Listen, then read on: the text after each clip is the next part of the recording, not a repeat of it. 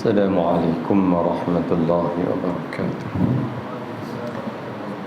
الحمد لله رب العالمين والعاقبة للمتقين ولا عدوان إلا على الظالمين.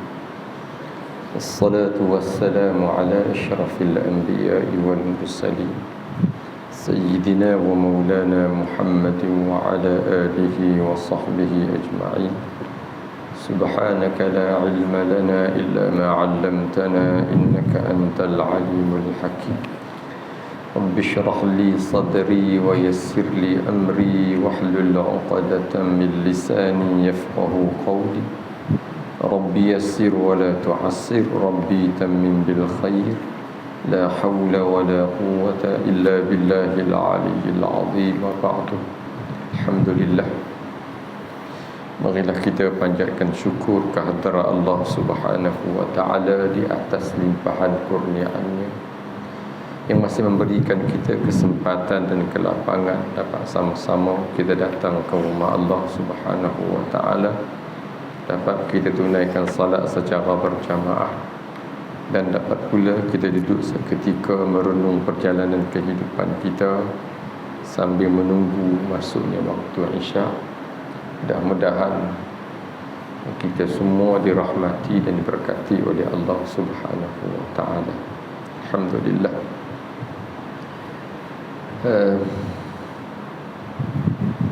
Tak ada mikrofon, tak apa banyak ni orang ada. Tapi inilah realiti yang ada dalam kampus kita. Realiti yang ada dalam kampus kita, bahawa program-program yang membawa kita untuk hampir kepada Allah Subhanahu wa Ta'ala tidak ada tempat dalam hati sebahagian besar daripada siswa guru kita.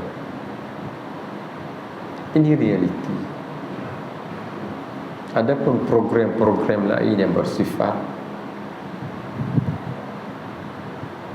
gembira semata-mata, gelak ketawa, hilai tawa, kan orang bahasa gelap, satu program yang ada tempat dalam hati.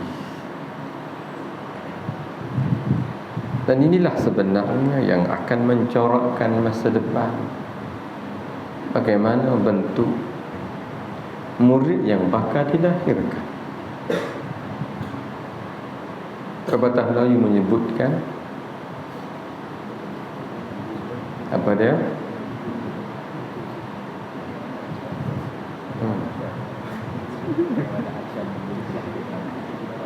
Kalau bapak tu kecil berdiri, anak tu kecil berlari. Inilah realiti sebenarnya. Kita adalah guru dan kita nak didik manusia, bukan kita nak didik haiwan, nak didik benda. Kita bakal guru dan kita nak didik manusia.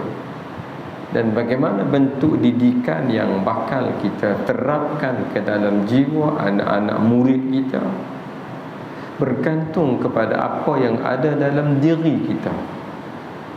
Kalau apa yang ada dalam diri kita adalah dunia, maka dunialah yang akan kita masukkan ke dalam telinga dan sanubari anak-anak didik kita. Dan kalaulah akhirat yang ada dalam jiwa kita, maka yang akan keluar dari mulut kita adalah akhirat.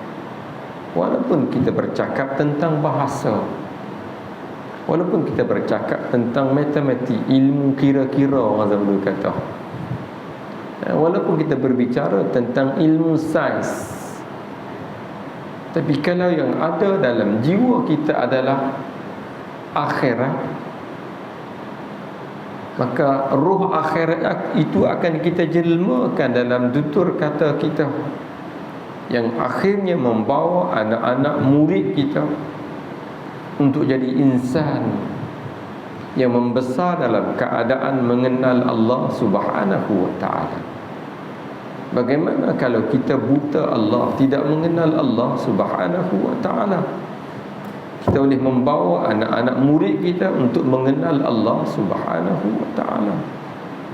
Maka sebab itulah peri pentingnya siswa guru, bakal-bakal guru, walaupun apa bidang yang mereka ambil, mesti didik jiwa cintakan kepada akhirat, mesti didik jiwa untuk tunduk dan patuh kepada Allah Subhanahu wa ta'ala. Pasal apa? Kalau jiwa itu tidak dididik untuk mengenal Allah Subhanahu wa ta'ala, maka bagaimana dia boleh patuh pada perintah Allah Subhanahu wa ta'ala? Sebab itulah antara perkara penting yang mesti kita muhasabah bersama ialah siswa guru dan matlamat hidup. Siswa guru dan matlamat hidup. Apa matlamat hidup sebagai seorang siswa guru? Sebagai seorang siswa Muslim, sudah pastilah perhambaan diri kepada Allah Subhanahu wa ta'ala merupakan matlamat. Perhambaan diri kepada Allah merupakan matlamat. Apapun yang kita lakukan, kita mengharapkan keredaan Allah Subhanahu wa ta'ala.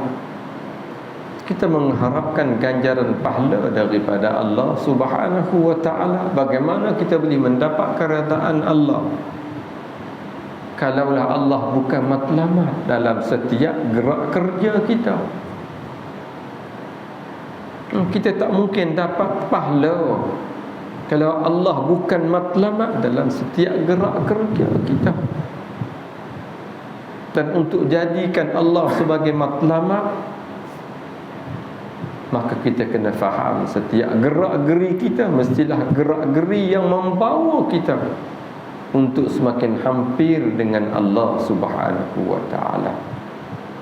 Kalaulah gerak-geri dan jalan yang kita tempuhi itu gerak-geri dan jalan yang membawa semakin jauh daripada Allah, kita tak akan dapat keredaan Allah Subhanahu wa ta'ala. Mencerdaskan diri dengan berpeluh di waktu petang bukan matlamat. Ia adalah wasilah. Wasilah. Dan wasilah itu mestilah tunduk kepada matlamat. Kalau wasilahnya ada tapi tidak membawa untuk capai matlamat, maka wasilah itu sia-sia. Kita nak wasilah itu membawa kita untuk jadi insan yang bergerak menuju matlamat. Boleh nampak bukan? Kita main di padang adalah wasilah untuk mencerdaskan diri kita, untuk dapat sihat. Pasal apa? Untuk membolehkan kita melaksanakan perintah Allah Subhanahu wa ta'ala dalam keadaan yang terbaik. Mukmin yang kuat, al-mu'minul qawiyyu khairun wa ahabba ila Allah minal mu'minid dhaif. Mukmin yang kuat itu pada asalnya adalah iman. Tapi hadis ini umum. Mukmin yang kuat itu lebih baik dan lebih dikasihi oleh Allah Subhanahu wa ta'ala berbanding mukmin yang dhaif.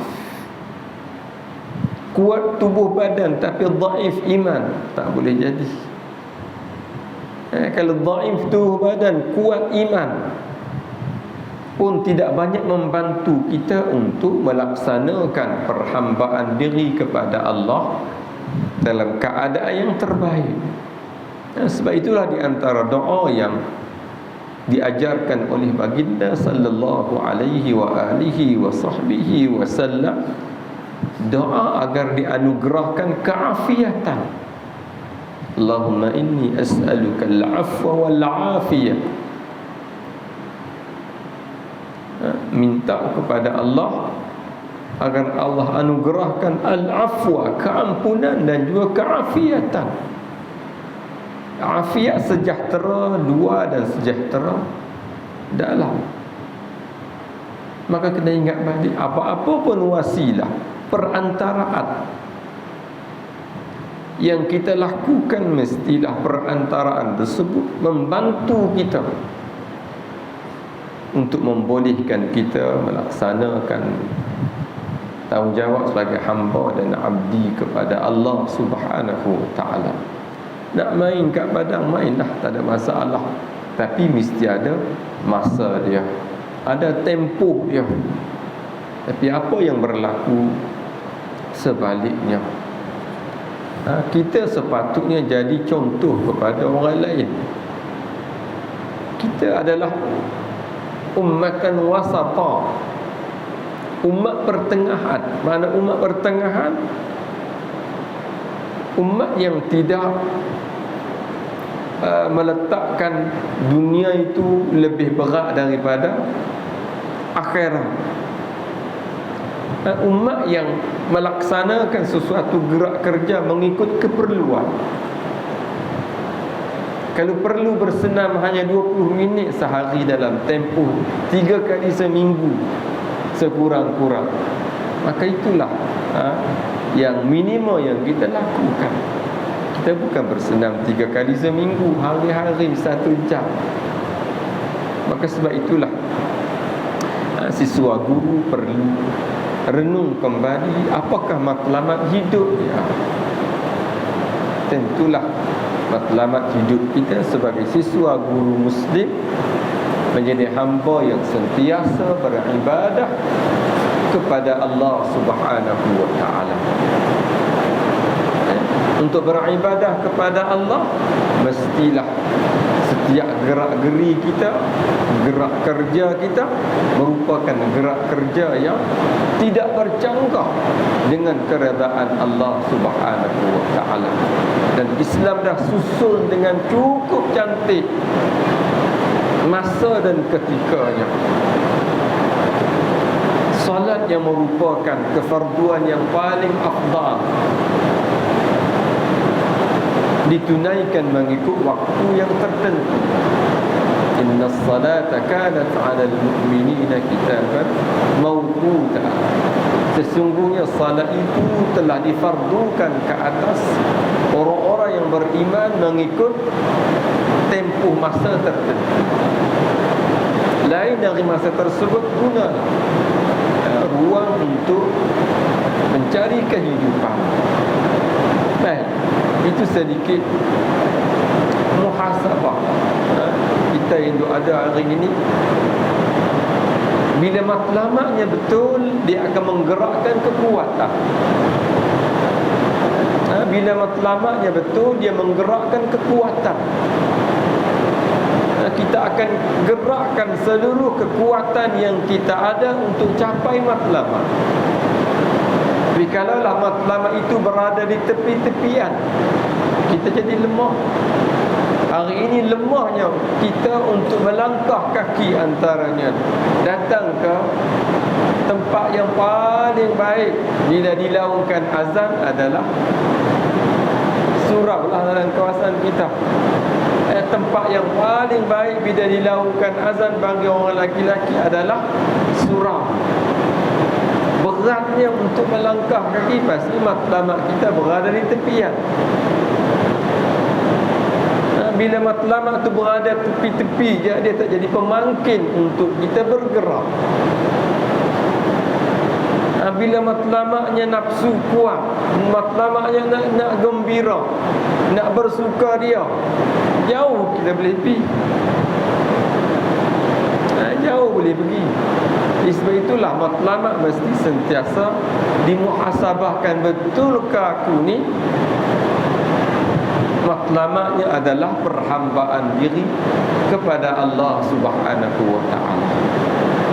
Kalau benar, apakah tindakan yang aku lakukan dalam setiap hari ini, tindakan yang menghampirkan aku kepada Allah Subhanahu wa ta'ala?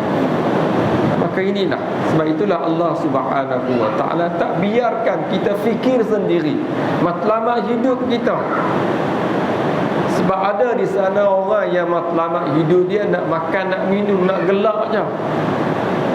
Yang Allah sebutkan dalam firman-Nya, walladzina kafaru ya'kuluna wa yatamatta'una kama ta'kulul an'am wan naru maswal lahum.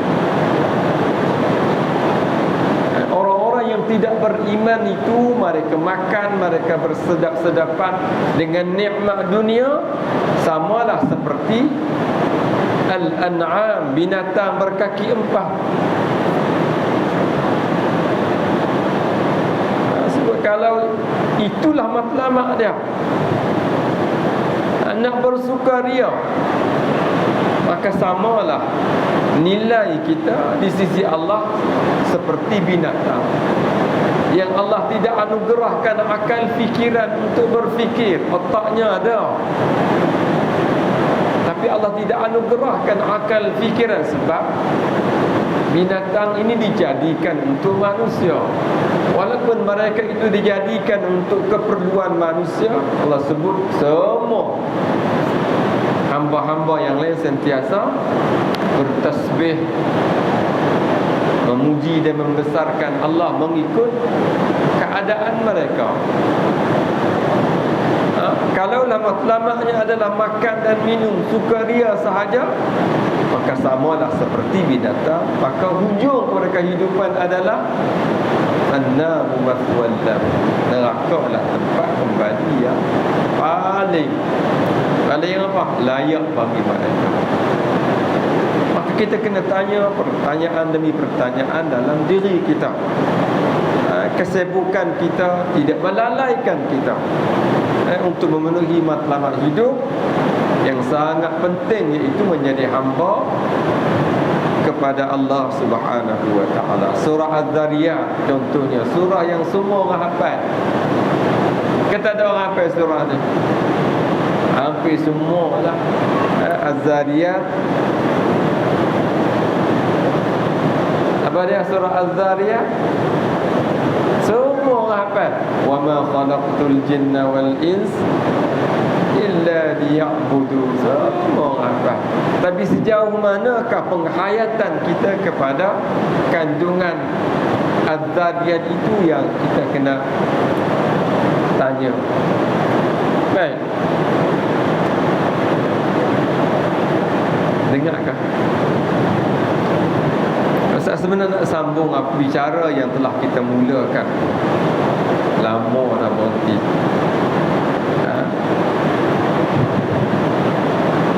Berkaitan dengan hadis yang pertama dalam Riyadhus Salihin, dan juga hadis yang pertama di dalam Al-Arba'in An-Nawawiyah. Hadis daripada Sayyidina Umar bin Al-Khattab radhiyallahu ta'ala anhu berkaitan dengan innamal a'malu binniyat, innamal a'malu binniyat. Hadis ini sebenarnya bukan fokus kepada niat, walaupun dijadikan hujah untuk adanya niat dalam setiap gerak kerja kita, tapi fokusnya bukan kepada niat. Fokusnya adalah kepada penghujung hadis tersebut.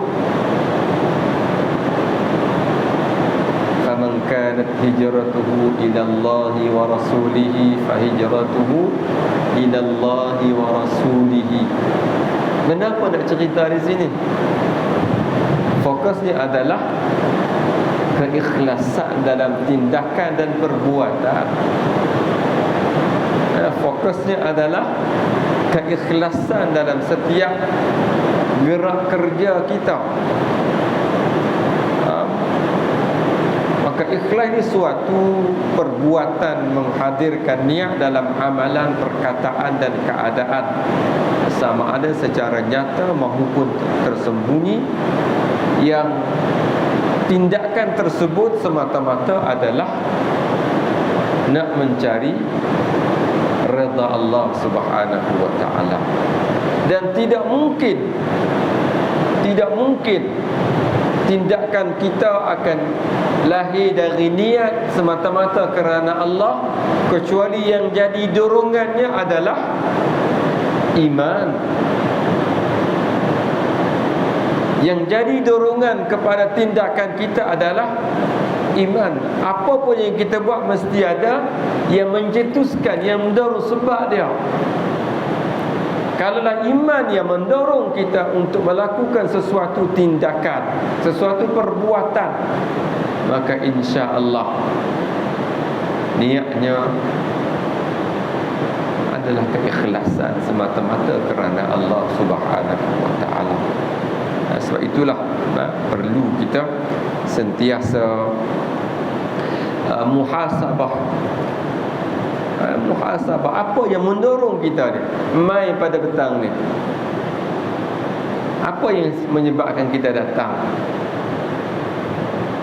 Nak isi masa kosong? Iman. Iman yang menentukan inilah tempat yang terbaik, inilah tempat pilihan yang Nabi sebutkan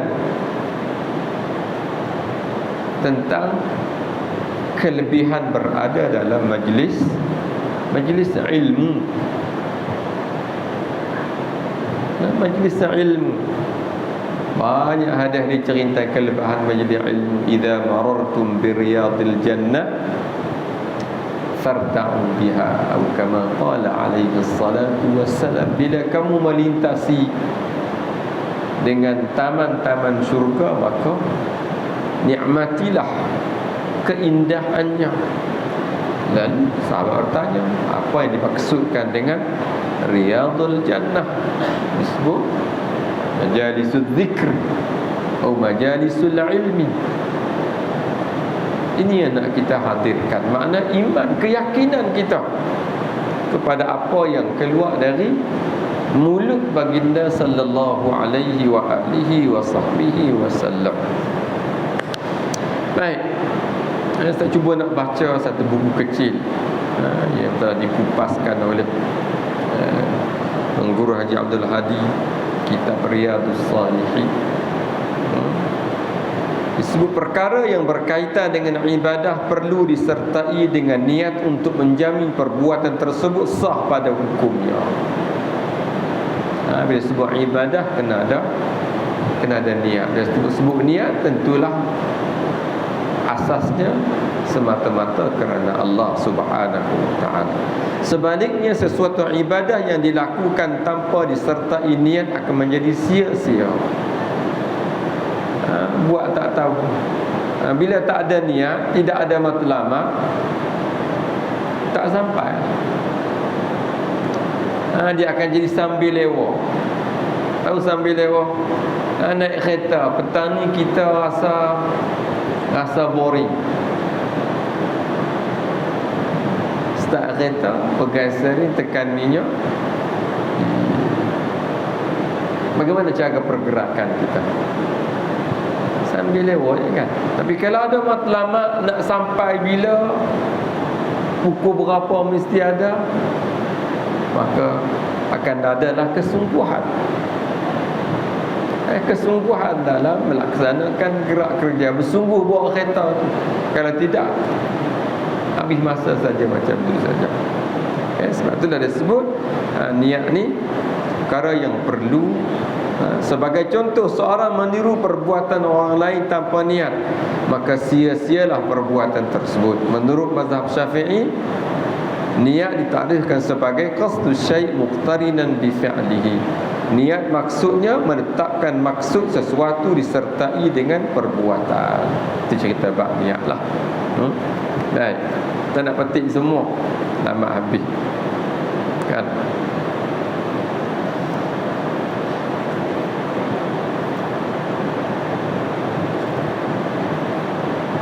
Itu cerita pasal hakikat ikhlas dalam hidup ini. Baik, selain itu umat Islam juga turut diingatkan supaya tidak terkeliru dengan perasaan was-was berkenaan dengan niat. Niat satu keputusan dalam diri, dalam hati, nak buat apa. Nak buat apa? Timbul nak buat tu, niatlah tu. Yang kita duk buat Allah ni, kita membaca niat. Kamu membaca niat lama tak masuk, bukan? Sebab kita membaca niat. Niat satu benda yang terdetik dalam hati, nak buat apa. Macam solat, nak apa? Nak solat. Semua ini perbahasan dalam kalangan ulama. Bila nak solat kena ada qasad. Nak apa? Nak solat. Ta'arud. Solat apa? Fardu. Ta'yin fardu apa? Benda mudah sangat, tapi orang kita bila diajar dengan begitu susah-susah lah. Aku nak salat fardu maghrib, fardu isya. Bila sebut fardu maghrib, takkan 4 rakaat, pastinya 3 rakaat. Tak sebut tak apa, tak perlu sebut dah. Bila sebut salat isya, 4 rakaat. Fardu subuh 2 rakaat, mudah je. Ni kadang-kadang kesian, tengok lama tak masuk. Kesian orang yang was-was. Maka diambil kesempatan oleh syaitan untuk memberatkan kita, jadi rasa berat, susah. Akhirnya tak solat. Susahnya, sedangkan benda tu benda yang sangat mudah. Niat adalah benda apa yang tercetus di dalam hati, nak buat apa. Baik. Kebiasaannya perasaan tersebut akan mengganggu pelakunya walaupun mereka sudah menetapkan niat, sedangkan waswas itu datang daripada syaitan. Waswas datang dari syaitan. Tadi dah yakin dah. Maka waswas tidak akan menghilangkan keyakinan. Tidak menghilangkan keyakinan. Baik.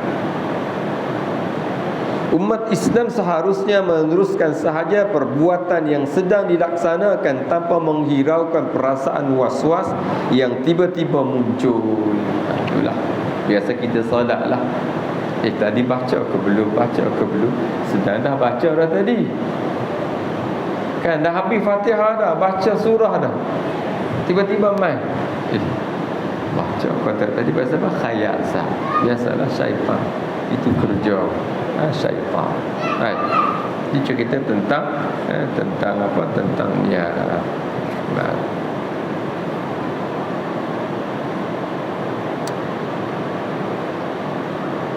InsyaAllah.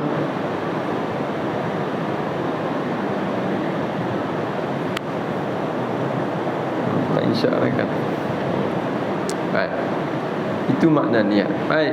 Kita pergi kepada hadis yang berkaitan dengan niat tadi. Setiap amalan bergantung kepada niat.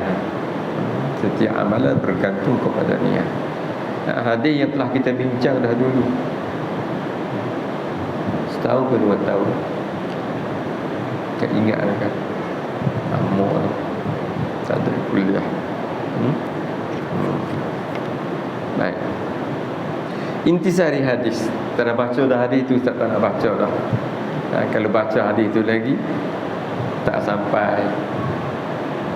Baik, intisari hadis. Walaupun kita tak baca malam ni, kita baca. Hadis ini menceritakan sebab yang mendorong kepada berlakunya hijrah pada zaman Nabi Muhammad sallallahu alaihi wa alihi wa sahbihi wasallam. Hadis ini cerita sebab yang mendorong berlakunya hijrah. Kenapa? Disebut faman kanat hijratuhu ila Allah wa rasulih fa hijratuhu ila Allah wa rasulih. Maka mereka sanggup menyerah diri, harta dan tanah air mereka untuk dijadikan sebagai tapak kepada perjuangan Islam.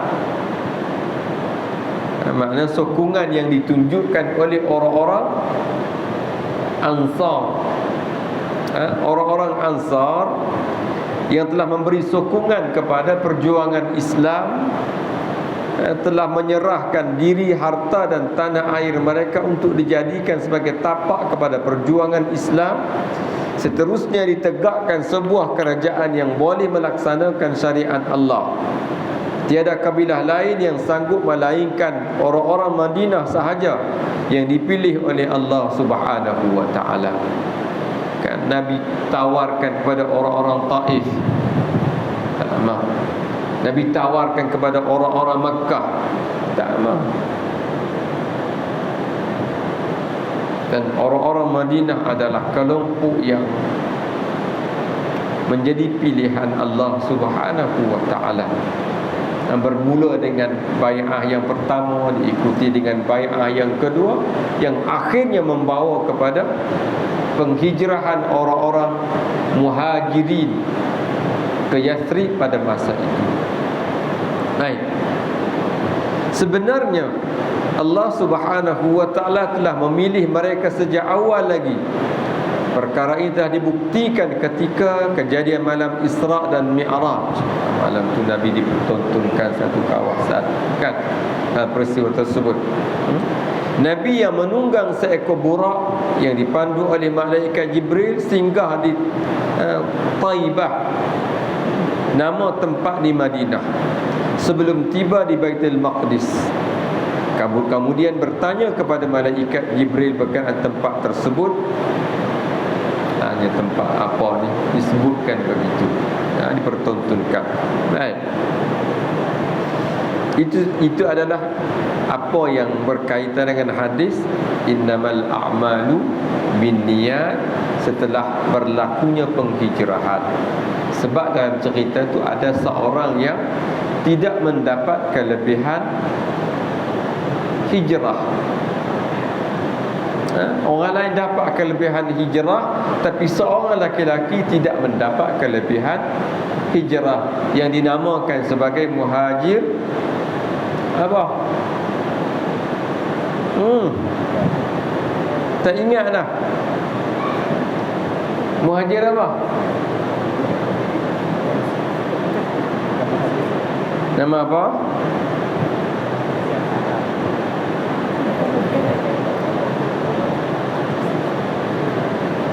Okay. Yang berhijrah kerana seorang perempuan, berhijrah kerana seorang perempuan, maka dapat dia seorang perempuan. Orang lain dapat keredaan Allah, dia hanya dapat berkahwin dengan seorang perempuan. Itulah bezanya keikhlasan dalam tindakan. Dapat benda yang tak ada nilai kecuali dalam kesempatan hidup yang sementara. Kalaulah hijrahnya semata-mata kerana Allah, keredaan Allah pun dia dapat, perempuan tunang dia pun dapat. Tapi kerana hijrahnya semata-mata kerana perempuan, maka dia kerugian, tidak mendapat kelebihan akhirat. Maka kita pun begitulah. Apa-apa pun tindakan kita mestilah asasnya adalah keredaan Allah Subhanahu wa taala. Kalau ada keuntungan duniawi pada masa tersebut, itu merupakan bonus, anugerah.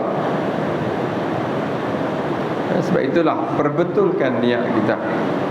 Apa-apa pun yang kita lakukan adalah semata-mata nak dapat keredaan Allah Subhanahu wa taala. Baik. Disebut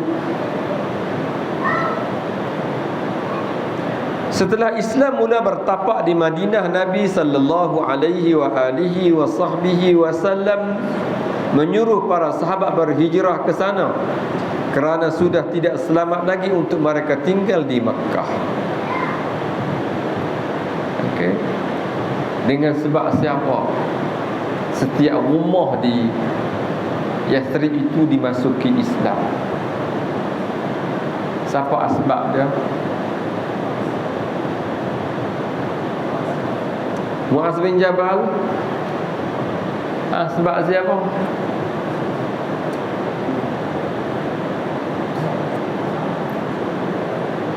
Siapa?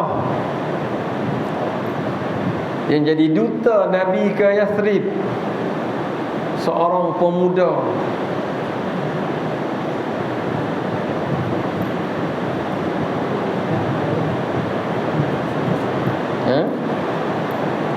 tak mau abang teruk sangat macam ni. Saya tinggalkan satu kerja, satu tugasan, baru ingat kan, dengan satu usaha gerak kerja yang dilakukan oleh Mus'ab bin Umair, seluruh rumah penduduk Yathrib dimasuki kalimah penyaksian tiada Tuhan yang berhak disembah, diabdikan diri kecuali Allah Subhanahu wa ta'ala, dan Muhammad adalah pesuruh Allah Subhanahu wa ta'ala. Kita juga orang muda, apa yang nak kita lakukan? Kita berada di medan pendidikan, maka jiwa anak-anak kecil itu yang kita nak isi dengan kalimatul tauhid, kalimatul ikhlas.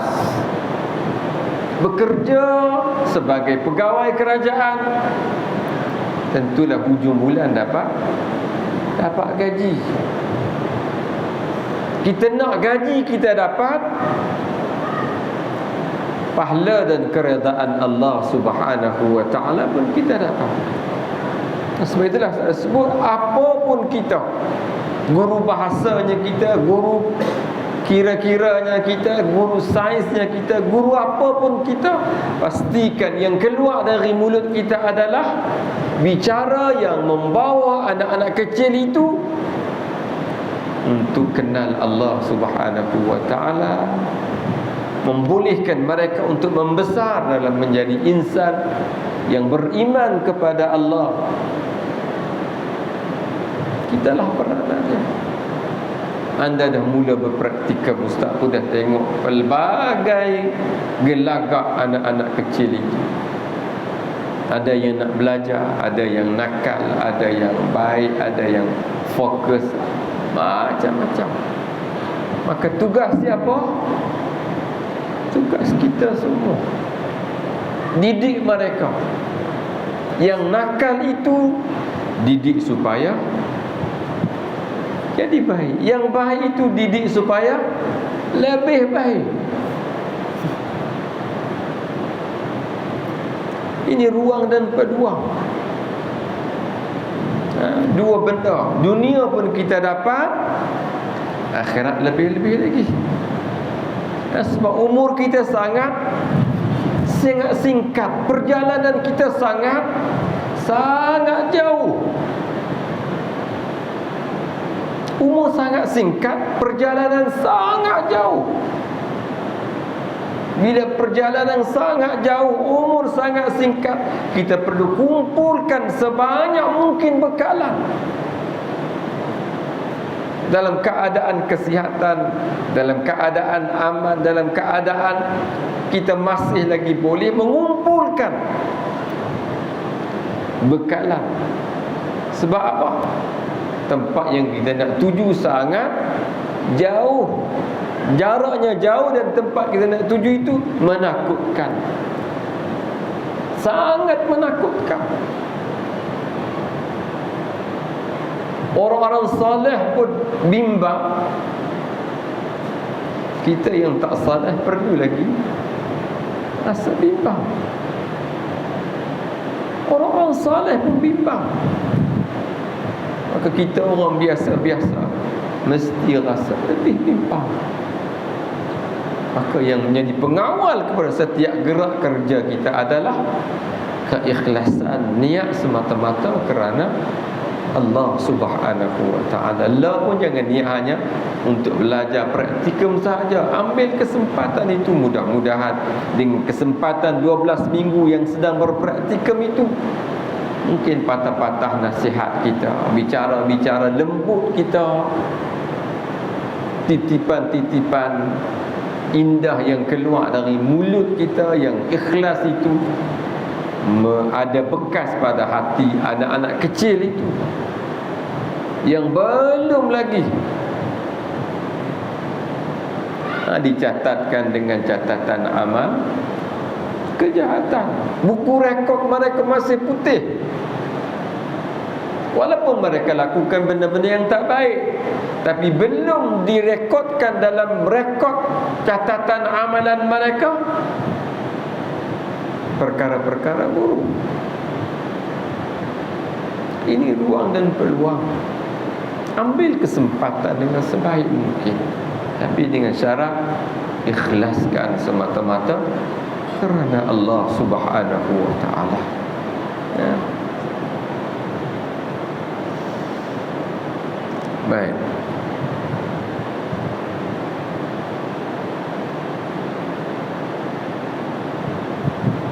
Bagi mereka yang mempunyai harta, mereka terpaksa meninggalkan harta tersebut dan membawa perkara yang penting sahaja.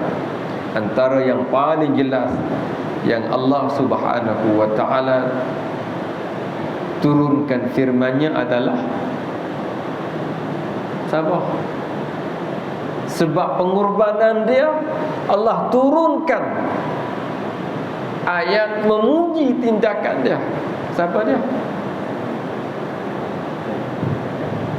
Sabar. Sabar. Zaid mana? Bukan.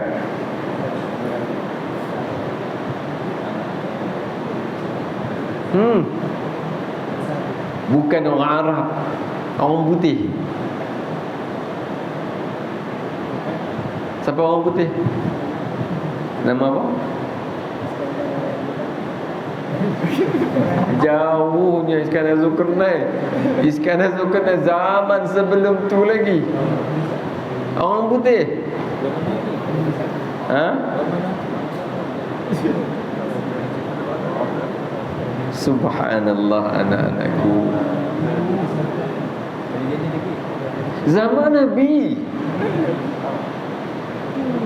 seorang sahabat yang sanggup tinggal seluruh kekayaannya kepada pemuda-pemuda Quraisy, asalkan dia dibenarkan untuk meninggalkan Makkah, berhijrah ke Madinatul Munawwarah.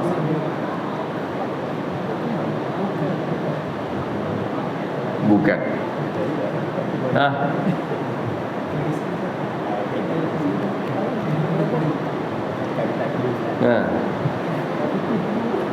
Suhaib Ar-Rumi.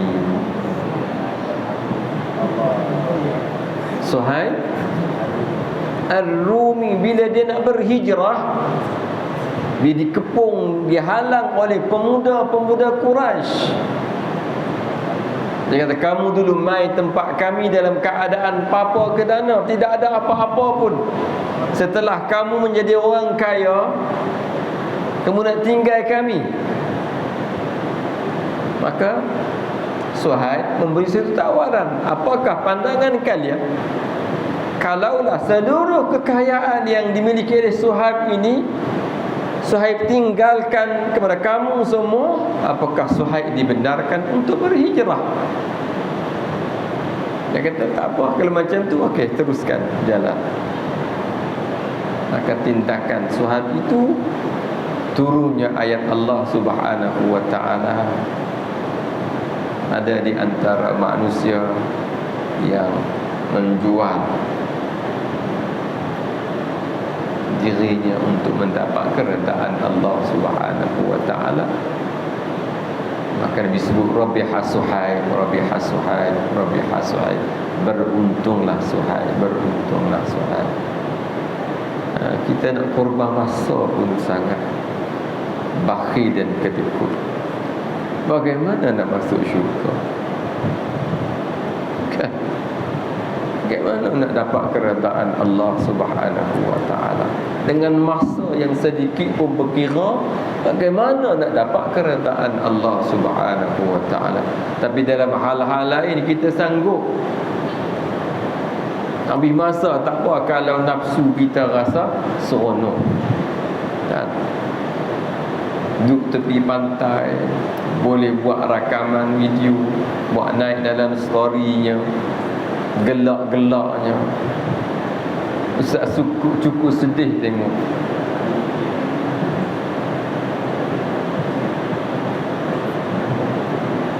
Bakal ustazah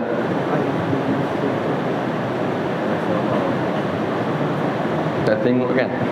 Ustaz yang tengok juga, apa tak tengok story Facebook bakal ustazah.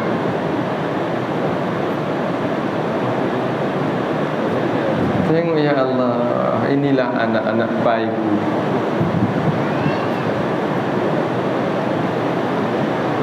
Baik, cukuplah aku malam ni, nanti banyak pula ustaz merepek. Jadi maknanya begitulah, satu keikhlasan pengorbanan yang telah ditunjukkan oleh as-sabiqunal awwalun dalam usaha mereka untuk mendapat keredaan Allah Subhanahu wa taala. Bila matlamaknya adalah Allah Subhanahu wa taala, dorongannya adalah iman, maka tindakannya adalah ikhlas semata-mata kerana Allah. Mereka punya kekuatan untuk korbankan apa yang mereka miliki, termasuklah nyawa. Pasal apa? Matlamaknya jelas, matlamaknya jelas, dorongannya pun jelas, tujuannya pun jadi ikhlas, maka punya kekuatan. Kita sebab tak jelas, kita tak ada kekuatan. Rasa je jelas, sebenarnya kabur. Rasa jelas, tapi sebenarnya kabur. Sesak dalam cahaya, kan? Sesak dalam cahaya. Orang sesak dalam gelap, terhantuk dalam keadaan mata sedang terbuka. Orang terhantuk bila mata tu pejam. Kita terhantuk semasa mata sedang buka, sesak dalam cahaya. Na'udzubillahi min zalik. Maka marilah sama-sama anak-anak yang dirahmati Allah Subhanahu wa ta'ala, kita muhasabah kembali matlamat hidup kita. Matlamat hidup kita tetapkan kembali. InsyaAllah dengan menetapkan matlamat kita, kita akan punya satu kekuatan untuk berhadapan dengan dua musuh yang tak nampak. Satu yang dinamakan sebagai nafsu, yang kedua yang dinamakan sebagai syaitan. Mudah-mudahan Allah beri kekuatan untuk kita, ya, terus menerus bergerak, berusaha untuk capai matlamat kita, iaitu mendapat keredaan Allah Subhanahu wa ta'ala. Cukuplah sekali untuk malam ini pembuka bicara. Mudah-mudahan ada lagi kesempatan lain yang bakal kita bertemu dalam sesi-sesi yang akan datang. Kita bertemu tak apa, orang lain ramai dah kan, para alim ulama ramai dah, para doktor, para asatizah lain dah bertambah dah di surau kita ni. Ustaz tak main pun tak apa dah rasa. Dah ada dah ramai dah yang pergi kuliah tu. Ustaz hanya tempilan sahaja, lama tak main-main lah.